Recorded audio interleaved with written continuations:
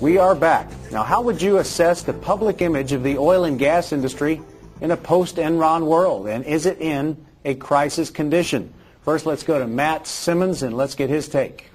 It doesn't think it is. I think the major oil companies, from all I see in both ads and television appearances, are really feeling sorry for themselves right now that they're being unfairly criticized and tarred with a brush, and people don't realize how good they are. And after we have our gasoline shortages, their image will look back and say was shining in Memorial Day compared to what it might be by Labor Day, as bad as it was. Do you think that the energy industry is in crisis condition as he does?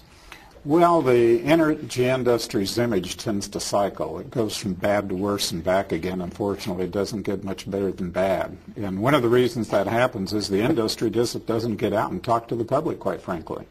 If the only time you're talking to the public is when you have some sort of major issue, what do you expect to happen? Well, we hear a lot about federal government intervention, and we wonder, should they handle compliance?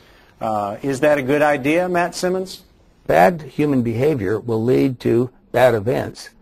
And you can't legislate against bad human behavior because that's just basically part of our culture, unfortunately. And great human behavior, leads to excellence. So again, it's good or bad. Anything to add to Matt's Well, response? yeah, I think Matt's right on. You can't legislate integrity, you can't legislate character, and certainly in terms of, the federal government, if companies were willing to get together and do their own self-regulation, it wouldn't be an issue. That's a very difficult thing, though, for companies to do. Rushworth Kidder, who's an author that writes on ethics, tells a story of riding a snowmobile in Maine, and he's riding along down this trail coming into the township of Hope, Maine, and there's a large sign, and the sign says, "Slow down, avoid a speed limit." And that's really what self-regulation is. It's not having the government intervene and provide a speed limit.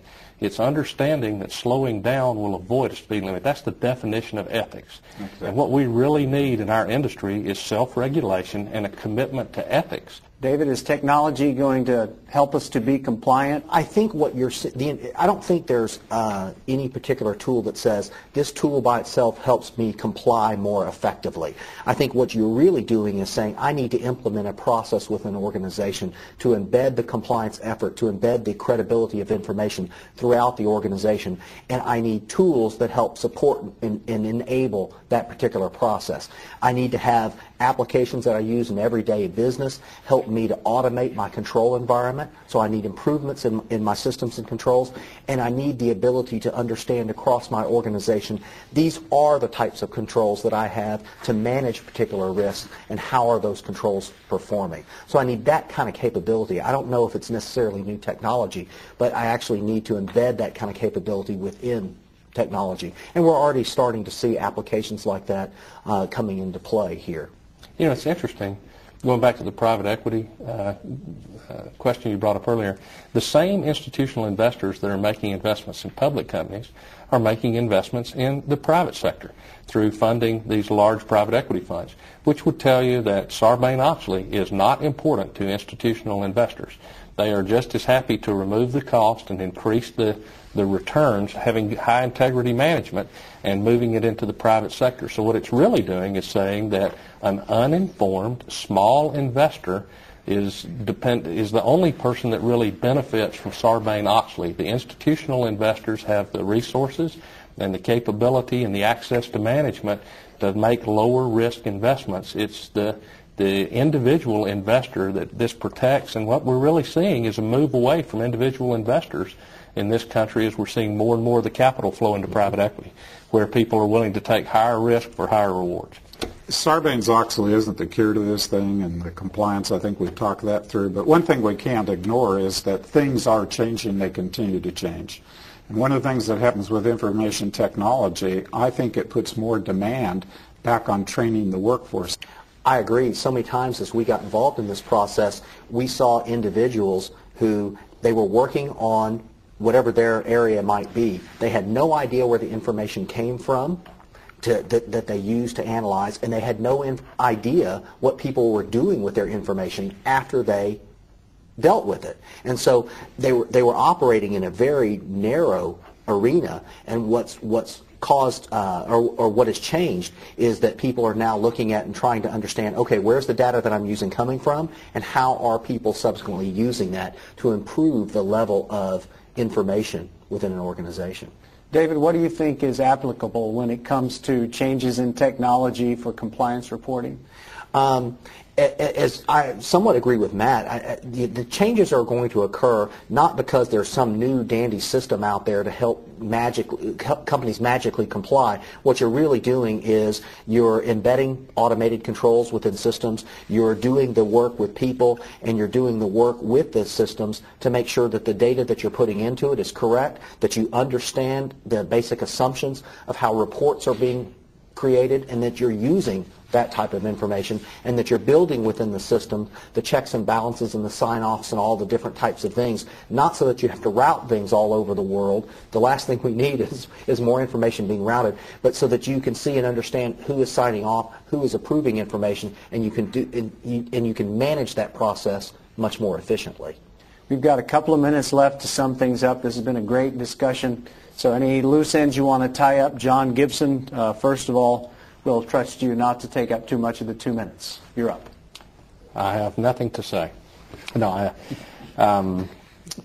probably the only thing that I would add is that I'm not a Sarbanes-Oxley advocate. I'm a huge advocate of transparency. I would like to see all businesses, and that's on a global basis, so that the U.S. doesn't become non-competitive as a result of being a pioneer into transparency. But if we can get the global marketplaces to allow for transparency, let them see all of the numbers, let them make a decision. Let's eliminate this very costly, non-effective, have third-party compliance methodology that we're putting in place. Lane? You know, this is a little bit like a bad apple, and you examine every other apple to figure out where that bad one is, and in the process of examining all these other apples, you damage them a bit, you know, and there's been a little cost that's occurred in this process. On the other hand, from my perspective, we've got to think about going forward, and there has been, I think, a platform that's put in place. If we can rebalance this thing, you know, I think we can find ourselves in a better position, quite frankly, than where we were at. Matt, how about a parting shot from you? Well, our loose ends are 30 years of energy mistakes. And basically, we should tie everybody up into a gaggle of, that led everyone to believe that all these myths, that we had technology, that cheap oil could last forever, that we were so efficient on just-in-time management, and da-da-da-da-da. And then the penalty box should be that they should be laughed at for a year, in Guantanamo, dog cages. Well, David, you only have 2 seconds. Good luck. So I agree with the transparency comment. I think if companies are doing it the right way, we're increasing the quality of information within an organization and increasing the transparency within the organization. That's good, irrespective of Sarbanes-Oxley. The legislation forced companies to do it, but I think there are some benefits to organizations who don't get too carried away and really focus on improving transparency. Unfortunately, at the moment, we have not seen the market, Wall Street, and the international places where people park their money really go to those who are creating more transparent organizations. In fact, it's been quite the opposite in some respects, as we were talking about here today. And the real test over time is going to be, does transparency improve where people are willing to invest their dollars? I think the jury's still out on that issue. All right, that concludes our show for today. We thank all of you guests. You've been great. Thank you for tuning in. And we want to remind you, to access this show and the others in the World Energy Leadership Series, you can visit worldenergysource.com. For World Energy Television, I'm Roger Smith. See you next time.